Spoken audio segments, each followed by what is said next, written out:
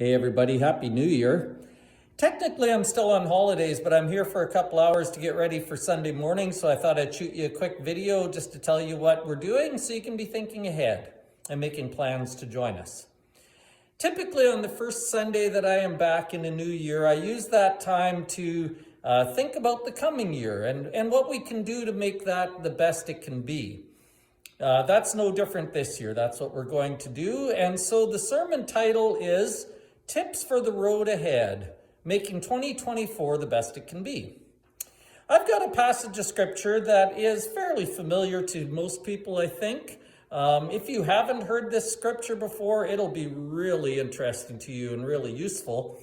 But it contains some really good information from God, some really good reminders and really good help if you're planning to do something that you're not sure how it's going to turn out.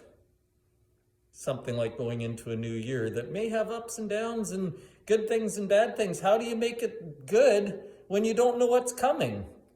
That's what this sermon's about, and that's the advice that God gives us this week from His Word. How to make this year a good year, the best it can be.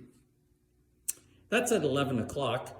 Then we're in Bible study. We're still in 2 Kings chapter 5. You might remember that we started 2 Kings 5 before I went on holidays, so several weeks ago. That was the story of Naaman. Naaman was this guy who wanted help but was full of pride and didn't want to do what God asked him to do and thought what God asked him to do was beneath him. And anyway, he got that sorted out and he got the blessing that he wanted, and he went and was obedient eventually, and everything sounded great up until verse 13 of 2 Kings chapter 5. That's when the story takes a turn. And again, greed and pride and envy are the center points of the story. Not for Naaman anymore, but for Elisha's helper, Gehazi.